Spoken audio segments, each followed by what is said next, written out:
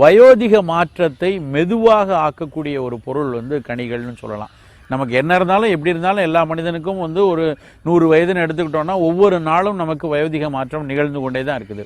ஆனால் அந்த வயோதிக மாற்றம் வேகமாக நடந்தாலோ இல்லைன்னா வந்து ஒரு பகுதியில் உதாரணமாக மூட்டுகளுக்கு பக்கத்தில் இல்லைன்னா தோலில் இப்படி ஒரு பகுதியில் வயோதிக மாற்ற நிகழ்வு வேகமாக நடந்தோம்னா நம்ம நடந்தது அப்படின்னா நமக்கு வந்து ஏதாவது ஒரு நோய் நிலையை கொண்டு போய் விடுது.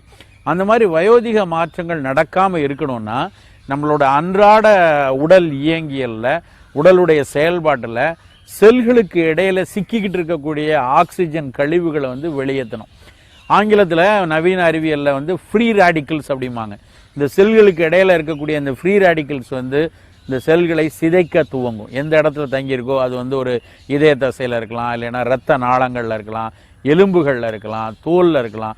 அதனுடைய செல்களுக்கு இடையில சிக்கிட்டு இருக்கிற அந்த ஃப்ரீ ரேடிக்கல்ஸை வெளியேற்றக்கூடிய அருமையான ஒரு வேலை, அதாவது உடம்புல வந்து கழிவுகளை அகற்றக்கூடிய ஒரு வீட்டில் வந்து நச்சு பொருளோ கழிவு பொருளோ இருந்ததுன்னா அந்த வீடு கொஞ்ச நாளில் எப்படி ஒரு கேடடையுதோ அதே மாதிரி உடம்புக்குள்ள அந்த கழிவு பொருள் நச்சு பொருள் இருந்ததுன்னா அது கேடடையத்தான் செய்யும்.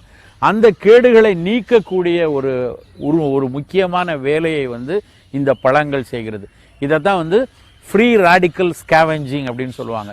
அந்த ஃப்ரீ ரேடிக்கல் ஸ்கேவெஞ்சிங் செய்யக்கூடிய இன்னும் உங்களுக்கெல்லாம் தெரிஞ்ச ஒரு வார்த்தையில் சொல்லணும்னா ஆன்டி ஆக்சிடென்ட் அடிப்பாங்க. அதாவது ஆக்சிஜன் கூறுகள் தான் அந்த செல்லுகளுக்கு இடையில போய் சிக்கிட்டு இருக்கு. அந்த ஆக்சிஜன் கூறுகளை வெளியேற்றி செல்களை எப்பொழுதும் வந்து ஒரு பொலிவோட வைத்திருக்கக்கூடிய தன்மையை வந்து நான் சொன்னேன் இல்லையா, அந்த நிறமி சத்துக்கள் ஒவ்வொரு பழங்களில் இருக்கக்கூடிய நிறமி சத்துக்கள் வந்து நமக்கு கொடுக்குது. இதனால தான் என்ன நடக்குது அப்படின்னா பழங்கள் தொடர்ச்சியாக எடுத்துக்கொண்டு வருபவர்களுக்கு வந்து புற்றுநோய் வருவதற்கான வாய்ப்புகள் மிக மிக குறைகிறது. புற்றுநோய்க்கு பல காரணம் இருக்குது. அதில் ரொம்ப முக்கியமான காரணம் ஏதாவது ஒரு உடல் செயல்பாட்டு குறைவுனால உடலில் அதிகமாக தங்கக்கூடிய ஃப்ரீ ரேடிக்கல்ஸ் தான் ஒரு காரணம்னு சொல்கிறாங்க.